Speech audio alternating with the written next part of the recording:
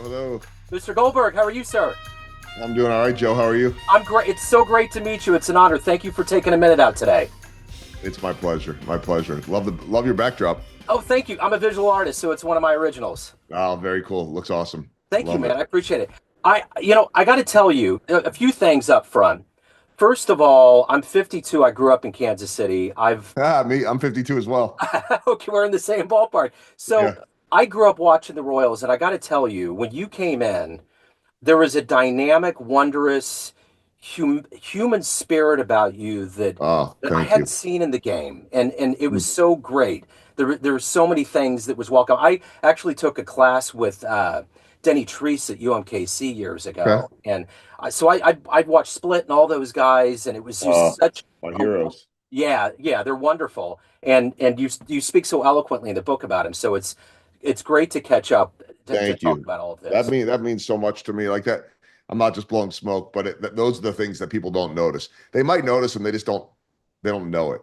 Yeah, It's a subtle thing. So when it's noticed, it's everything who I am. yeah. And of course you can't be everything for everyone. We know all that type of stuff. But I mean I do believe if you're yourself and you're authentic, that ultimately it shows. And there's just I always say like I was watching, I don't know what it was for. Somebody, it was like a how-to YouTube tutorial on something last night. And when the guy was in front of the camera, he sounded one way. And then when he did the voiceover, he sounded another way. Now, that wasn't a matter of not being authentic, but it might have been, but it was a matter of not really knowing how to make it all the same. And we all kind of get caught, especially in a bigger market than Kansas City, of having to be something that people want us to be. Yeah, And they've just let me be myself here. yeah. And that I think that's kind of this part of the country. At least that's what I've always felt. You know that. Where I don't know if what I do would work in LA or New York. It might eventually, but you don't last long enough to show people, you Yeah. know? Well, So that's anyway, it's just but that's the thing about like the personalities of Ryan and Rex. You all like I listened to broadcasts around the country, and there's a mm, different level of heart and soul that goes into this. Not that their broadcasts aren't top quality and wondrous, but yeah. what you guys are doing, you're interjecting something that really expounds on the notion that this town loves this team. We really do. Yeah. And I think that I think it's a matter of, and it's harder to do now because the salaries and all that. We want to feel like these guys are our neighbors Yeah. because that's the way we live here. And you don't expect to rub elbows and see someone like that in New York or LA. Well, you see them in New York, but you don't get close to them. Yeah. And then, I mean, we are at a time now where guys, when the season ends, they leave. That's why Alex Gordon is so beloved here beyond the obvious. He lives here. And I get it. If I was a young player and was making the kind of money they're making, and I could go spend my off season in Miami or wherever, somewhere warm, I get it. But the old generation, they didn't have that ability, so they had to pick a home. So that's how Jeff Montgomery ends up here forever. Yeah. Um, but I think I go to the grocery store and everywhere around town like everyone else, and then they realize, wait a minute, this guy's just doing a job, and so it's all good. It's a cool existence. Yeah, for sure. So speaking of the job, your book is wonderful. I've had a wonderful time reading it. Thank you. And the thing that gets me is that, around the world people will read this book and get the stories and get the gist. But being in Kansas City, reading about Sarah, which I see on Twitter all the time, and what she's doing is amazing. Tech Nine and all these local people, it just adds a wondrous flavor. So my question is, how did you whittle this enormous amount of story into one book? Yeah, I mean, one, I guess it means that, well, I know it means, we'll see where I go with it, that they'll always, there's always more. Yeah. So I don't have to be done. I'd like to be done for a bit. But a book three would be easy in terms of more content. And I don't, it's a good question because I don't know that this was the list of stories when I started kind of messing with the project a few years ago. Some of it was obvious to me and some of it wasn't. I just knew that there needed to be a balance, at least in my mind. Nobody told me. I didn't want it to be all baseball stories. I didn't want it to be all Kansas City stories, but I also understood that there needed to be good Kansas City stories in there. The only, advice I got from an advisor early on was pick a few strong women to talk about too, because a lot of my speaking audiences are going to be a lot of women, and don't make this so testosterone driven. And so that became easy. Okay, I'm going to write about my mom. Sarah's an easy one to write about. I don't know when the thought started, if I knew how she'd be doing.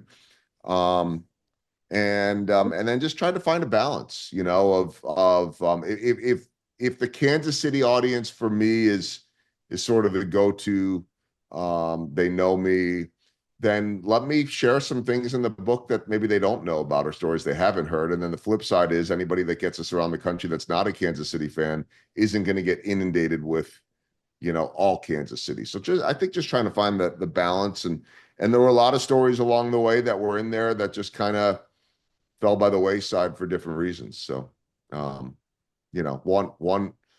one was a story that could have gone really bad, and it was going to get locked into the book, and the guy got in some trouble, and some major legal trouble. And I think I dodged a bullet Yeah. in keeping it out before it went to publish. His fate is not probably quite as good as mine, but that would have been a tough one.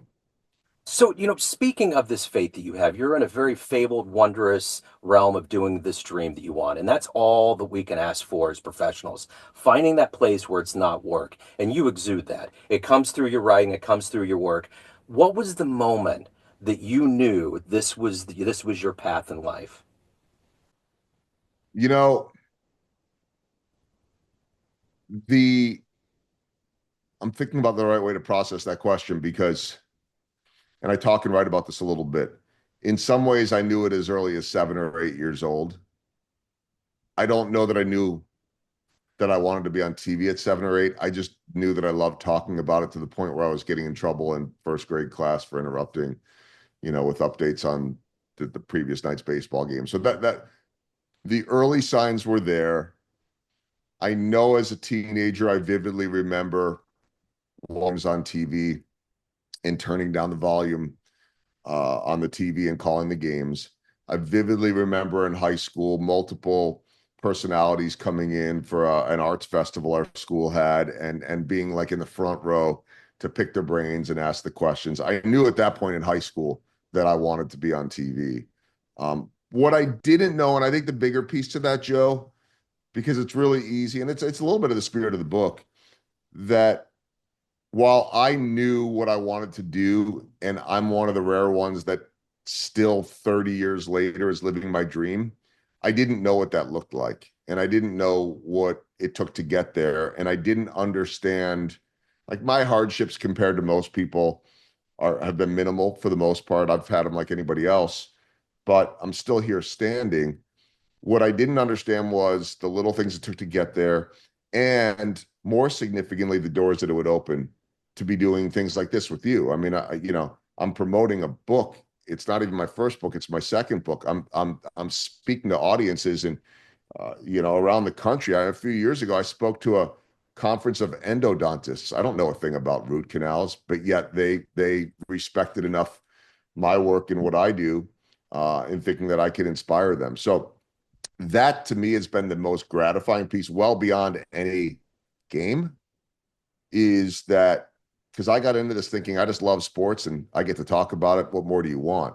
Then you start understanding that love of sports and really storytelling can actually impact people's lives. No one, I don't know how you would understand that as a teenager, or even as a young aspiring, new broadcaster. But then you just start to see over time that your work follows you and your reputation follows you. And so that's been the greatest thing, is like, if it ends today and they decide that they want to go a different direction, I've got this whole other career now.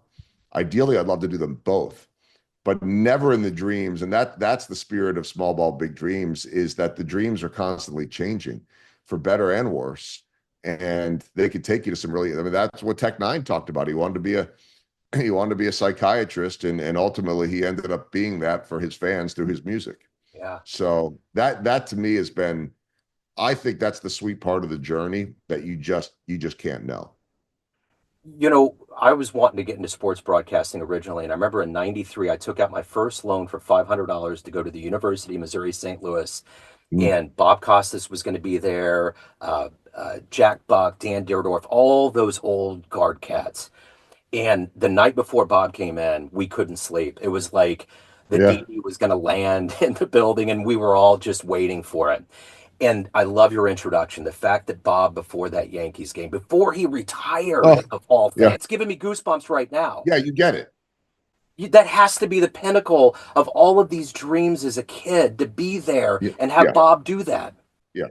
The pinnacle of it, it actually inspired me to be able to do this for others. And I try to, I already tried to, but like I'll never say no to a kid that wants to talk. Now, if he wants to come back and talk a second time and I could tell he's not really all there, like you could tell if they're going to get it or not. Yeah. That's a different story. But I want to be able to help kids, and I've done it. I'm watching some of them progress and tried to help them along the way. It's such a cool thing. But when when I was getting close to, well, the book was submitted and the next task was to get testimonials, and I thought, God, I don't have Bob's cell phone number. I've had him on the podcast. I'm not one that pushes for favors, and I play it safe. And have built a reputation on that. It's probably time to call this favor in. So I tracked down a contact who gave me his cell phone number, which is not an easy thing to do because we don't share that stuff. Yeah. But it's one of my closest contacts, and I reached out to him and texted him that I had a quick favor. I just needed 2 minutes, and he called me back and he let me know it was 1:26 in the afternoon. He said I got a Zoom call at 1:30, so you told me it was quick. I asked him. He said, of course, just send me a few chapters to preview that you think would resonate, and I'm happy to do it. I said, great. I had him off in 3 minutes, and I said to my buddy, I don't know if he'll actually do this or not. He said, yeah, he will. Just he will. And 5 nights later, I'm sitting watching college basketball on the couch at home on a Saturday night, and sure enough, the email comes in from Bob with the testimonial. I thought, holy crap! And then I allowed myself. It's like it's some kind of bonus, but I think we all, no matter what we do, but certainly in my position now, it is very easy to get in this pattern of playing it cool, acting like you've been there, and I pride myself on that. And on the inside and what was going on in my head and my heart was not what that was. It was total holy crap moment. And I'm like, you know what? You got to dive into this. You got to think about this like the 21-year-old kid who first met Bob Costas. You got to think about this as the kid who watched him on TV and as the guy that got excited for that hug at Yankee Stadium. So I fully embraced that. And then I sent out a copy to his office in St. Louis. I don't even know how much he's there or if he'd get it. And I got an email back about a week and a half ago congratulating me on the book, about staying true to who I am, and it was just a little bit of inspiration in there, and that's what got me. That was, what he just did for me, what I like to do, and what I need to continue to do for others, because I will never look at myself as being a Bob Costas, but I might be that to someone else. And so that one was like that. That was the piece of we'll call it a transaction, that was so much more than what I was looking for, right? I was just looking for a great quote on the back of the book, just as I was from Albert Pujols in the first book. And what I got was so much more. So that's, but I believe there are lessons learned in all this if you're paying attention. And so, beyond the incredible sort of moment for me and the good selfishness in it was that more came of it. So, I mean, beyond my wildest dreams. The one thing that shines though with what you do is you do pass that torch on. And I have a jazz Have to. radio show, so I see these elders from Sonny Rollins all the way down, Yeah. and they do that with the young cats. Their whole thing is to take that Yeah. minute to pause because it's that one moment, and you gave it like that story about the broadcaster in Chicago. Um, Yes. I, Yep. that floored me because my son's on the spectrum, so I Mm. understand the special needs community. And when you can have people out there that just treat them like they're regular, they can feel it's like Just those normal special people. days. Yeah, it's like Nicky Lopez was really big about that. My son was a part of one of those days at the stadium. Yeah, Nikki's the best. Yeah, and when you can open that door up and shine that light in a position that you have, it just shows that gratitude and passing it on. No question. No question. And it just it feels good. And again, it follows you everywhere if it's who you are, or whatever you are follows you everywhere. I mean, you mentioned that about Nicky Lopez is not any bit of a surprise. And I mean, I just texted with him last week, and um, he is exactly who I would want to be, who I try to be. So there are a lot of people like that in the game too. I mean, it's just like the rest of life, and there's some that aren't either because they don't have it in them or they don't get it or whatever. But um, you know what? I mean, Joe, this stuff's all universal, right? Now, the question is, why is it missed by so many? But that's a different story. So I want to set this next question up this way. And this pays testament to the allure of Kansas City and how good we are as a community. I went this summer to Oklahoma City with my son, who I told you was on the spectrum, and he loves amusement parks. And we go to Frontier City, and they have a AAA team. They're 89ers. And we get seats that I didn't think were going to be good, but we're right there behind the dugout. And I see one of the players from the Rainiers, from the Seattle AAA team, come up. And I have my Royals powder blue on, and he just keeps looking at me longingly. He just has this smile in his eye. And I'm like, I know who that is. And the next time he came up, it was Samad Taylor. And Oh, he looked like he was going to cry. And this is my setup. My son and my future son-in-law took me to that Angels game where Samad got that hit. That's the first time in a oh, major league game I cried. And I know Rex did on too. It was like a long, hot, exhausting day. Otani hit a homer, got thrown out at second, so much. But anyway, I at the end of the game I told him how magical it was. He looked like he longed to be back in this town. It was such a moment. yeah. So my And I don't know, like, I knew all along he is very much a Nicky Lopez type. It to me in multiple ways, meaning this undersized, big heart, yeah, plenty of talent, but going to be the last man usually. A guy that you want to, you would say what stereotypically you would say, I want a team of 26 Nicky Lopez's or 26 Samad Taylors, but you can't, they're they're the most talented guys in the world, but they're never going to be the most talented guys in the league, and they're going to have to fight for every bit they get. And they're probably not going to turn into more than what they are. They both would believe that they're much more than what they are. And the challenge for guys like that become, can you accept that role and fit in? And I think they both can. But I mean, Nicky's fighting right now for his big league life. I mean, I just texted him last week, and he was playing great in Cubs camp, and they opted not to take him to Japan. And that's pretty much a sign that you're not going to be with the big league club. So he's looking for other things. I don't know if he's found anything yet. Um, Samad and Nicky are, at some point I'll make a list of my top 100 favorite nice guys of all time. yeah. Um, and I don't know where they'll fit on that list, but it's probably in the top 10 to 20. And the fact that I would even say top 10 to 20 means that there are more.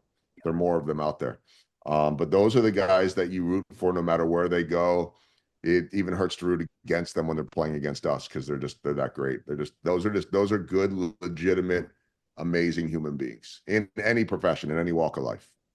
And they're a testament to this town that is so palatable and wondrous. What do you like the Yeah. best about Kansas City? What is it that rises to the top for you?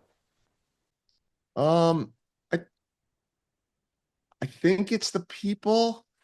And the only reason why I'm hesitating to say that is I really truly believe that if you put yourself out there, which is easier to do on TV, a little tricky also, because you got to figure out what's real and what's not. And they've got to figure out with me what's real and what's not. But I think that if you put yourself out there, and so as I'm saying, I'm lucky enough that every job I've ever had puts me out in the community, you're going to meet the people, and you're going to have good people and bad people everywhere you go. But I think there's just something about, to me, the pride factor here.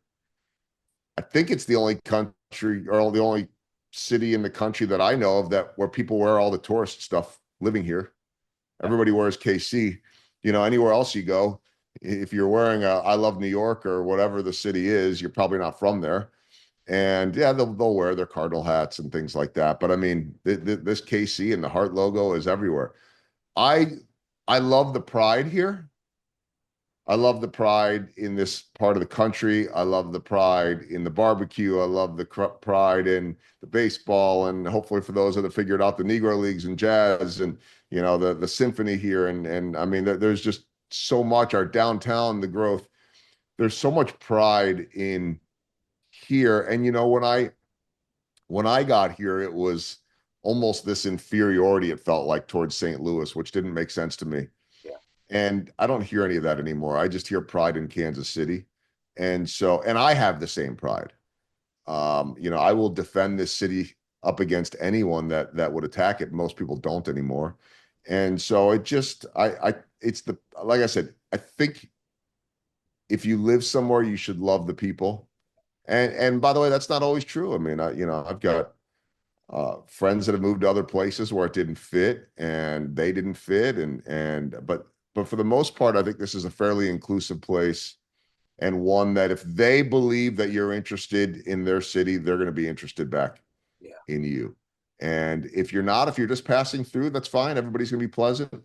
But at a certain point, I think people came to understand I wasn't going anywhere. Well, one of the first questions I got when we moved here in '08 was, "What are you going back to St. Louis in the off season?" I'm like, "No, well, one, I'm not in a position in my career to have two homes, and two, I'm not going to do one in St. Louis and one in Kansas City. If I was, I'd probably find somewhere nice and exotic to go or something. But no, we moved here, and this is our home, and it's been our home. It's where we raised our kids. And so I think once people realized that I wasn't passing through, it wasn't temporary, I wasn't coming in and out, that meant a lot more to people. It means a lot to me when people stay. yeah.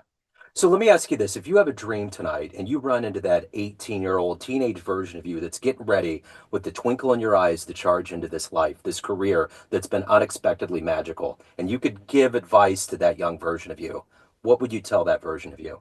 I get asked it all the time. I mean, I think one, it's to focus on building relationships every single day. You never know who you're going to meet. That could be your next teammate, that could be your next mentor, that could be your next boss, or that could introduce you to your next boss.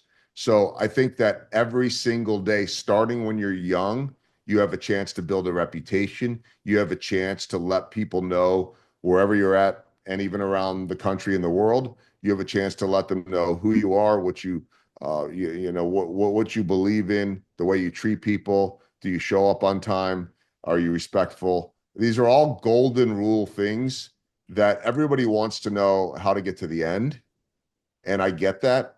I don't know what the end is, by the way, either. I mean, it's continuously evolving, but I'm not anywhere without the connections and people I've had. And I didn't have any historical background, family background in this profession. I worked hard to open up a lot of doors. And then as I opened them, I walked into them. And so I tell kids all the time that take any door that's open for you, because there aren't very many of them, certainly not in this profession that's constantly changing. But then it's up to you to stay. And you open the doors with your reputation, which can include how hard you work and the way you treat people. And you stay in there by doing the same things, by then showing people that that is actually who you are and that it's real. And it never stops. And so I think that what I tell the young people is, yes, work at your craft, do it over and over and over again. And understand that the early moments, or the later ones for that matter, none of them are as big as you think they are. In the moment they feel like it, it's just the next one. And over time, with repetition, that becomes easier and easier, and it just becomes part of what you do.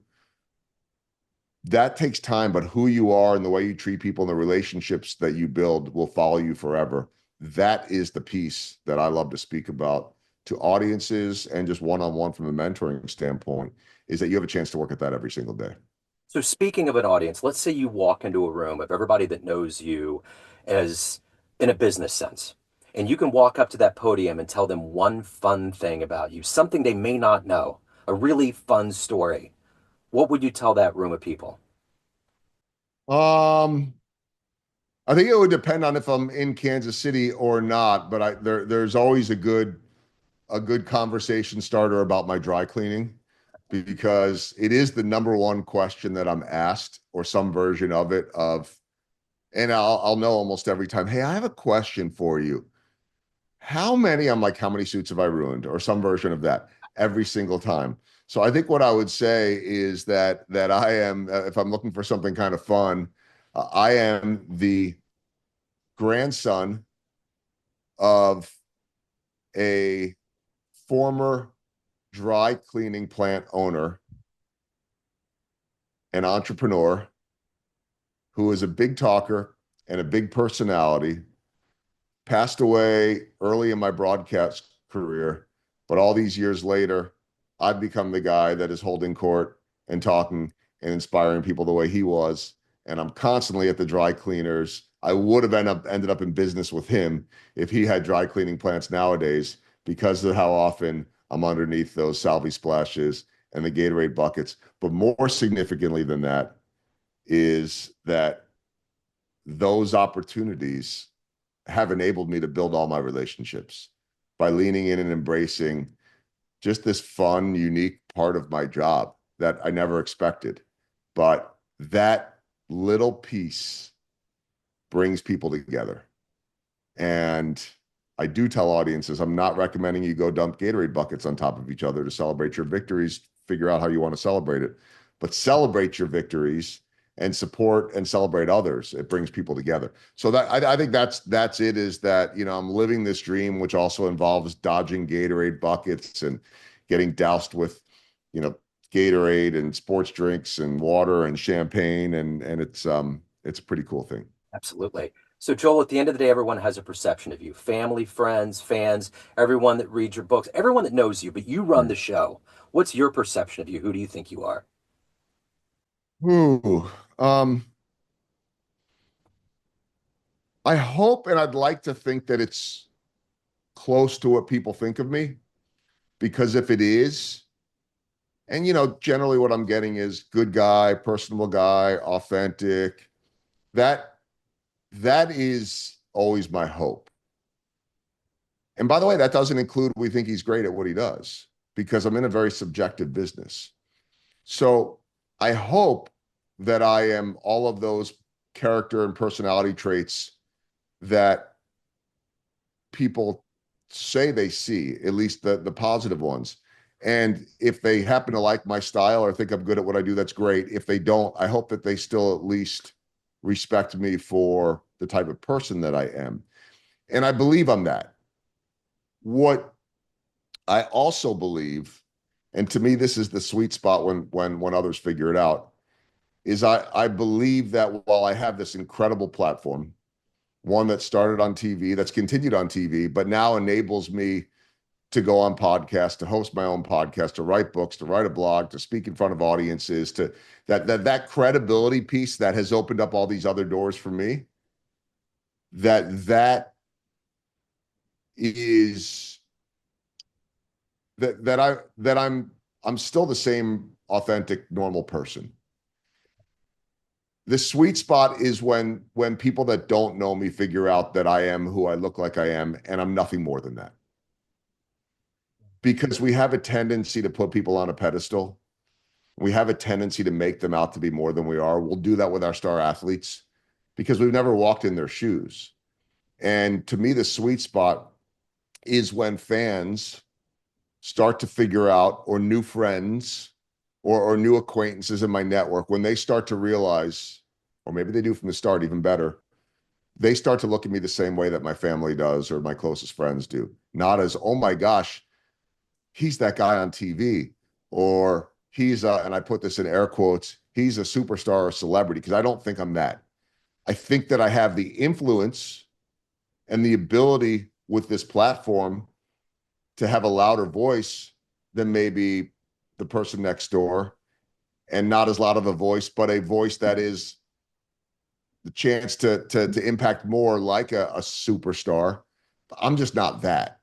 So to me, I know I'm comfortable in what I'm doing, but in the end, I'm the same guy I've always been.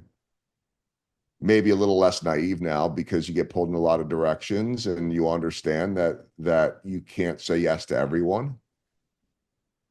But as long as I stay who I was, the way I was raised, the way my family expects me to be, the way I expect myself to be, The sweet spot is when others realize that that's who I am too. The people closest to me understand that. They will eye roll me every single moment that they think that there's some kind of extra ego involved here. And that's where I want to stay. That's who I am. So the beauty of your timeline is that you've been in some seminal cities, I should say, from Philly to Chicago, St. Louis. So my question to you is this: I want to end on a good note. Let's say a time machine pulls up in front of your house. You can go back in the history of Major League Baseball and see one game with your own eyes. Where are you going? You know what? I think I want to see the 1980 clincher Yeah. between the Phillies. I think Tug McGraw striking out Willie Wilson. I believe I was only 8 years old. The reason why I want to see it is I'd like to see it with the perspective of what I have now, because I'm not the sports fan that I was growing up or even in my early 20s. And it's not a bad thing. It's just, this is work to me now. It's the best work, but I'm not a crazy irrational fan, which is a bummer because that's the best part of being a fan. I'm a very analytical, this is my work. I love it. I'm constantly thinking of storylines. And the extra little piece to that is, 8-year-old Joel, who was getting in trouble for disrupting class about the Philadelphia Phillies, all I cared about was watching those Phillies win that World Series, even as an 8-year-old irrational, crazy fan. But 52-year-old Joel would tell you that to this day, I'm friends with most of the living members of that 1980 Royals team. Yeah. And the current me, if I were to go back in time, would really struggle with who to root for, because I like to root for the people I like. Yeah. I like to root for my friends. I like to root for the Nicky Lopez's and the Samad Taylors of the world, because that to me has become more important than a team. And I always like to root for Kansas City because this is my home and this is my work and these are my friends and my family. So I think that would be interesting to go back in time, because I vividly remember the first time that I struggled with this, and it was 2000, would have been January 2002, the NFC Championship between the Philadelphia Eagles and the St. Louis Rams, and I'd covered every game of the St. Louis Rams that year for the local Fox affiliate in St. Louis. And I'm sitting in a press conference room at the Edward Jones Dome, or I don't know if it was called the TWA Dome back then or whatever it was. And I'm sitting in a press conference room, and at the podium is Eagles coach Andy Reid and quarterback Donovan McNabb. And I'm sitting there thinking, gosh, I've never rooted a day in my life against a Philadelphia sports team. But I know one guy on their team because he went to college with me, and I know all 53, I think it was, on the Rams and the coaching staff and all their staff.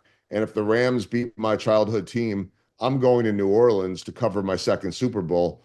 And if the Eagles win, then I got a chance to watch them win a Super Bowl for the first time in my life, but I'm going to be doing it from the couch. Yeah. And so I found myself kind of quietly rooting for the Rams, and they went to the Super Bowl. And I could forever say that my second and last Super Bowl I ever covered, because I really moved into baseball full time, was Tom Brady's first ever Super Bowl, an upset win over the St. Louis Rams. That's when it all changed for me. But I'd love to go back and see how the 8-year-old me would justify the 52-year-old me rooting against the Phillies. I might have killed myself, because that 8-year-old would have been so disgusted with the 52-year-old me that there would have been quite a fight between the two of us. What a great juxtaposition. What a great way to Yeah. wrap it up. Joel, thank Yeah. you for what you bring to Kansas City. I'm truly grateful.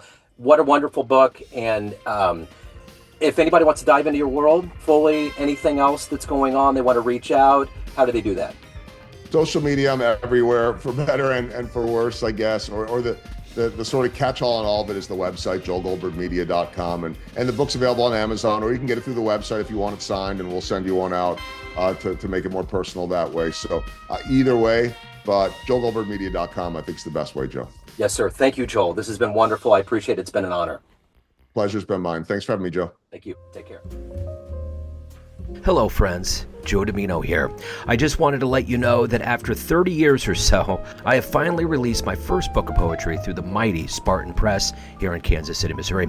As the creator and host of both Neon Jazz Radio and the Famous Interviews with Joe Dimino podcast, along with being a visual artist, I'm ready to embark on a new adventure and want you to be a part of it. You can get a copy online via Barnes & Noble, Amazon, and actually on the streets in Kansas City at the great Prospero's bookstore off 39th Street. You can also visit joedimino.com for links to the book, to more poetry, and everything in my world, including paintings. Thanks for all of the love and support over the years, and please dig the words.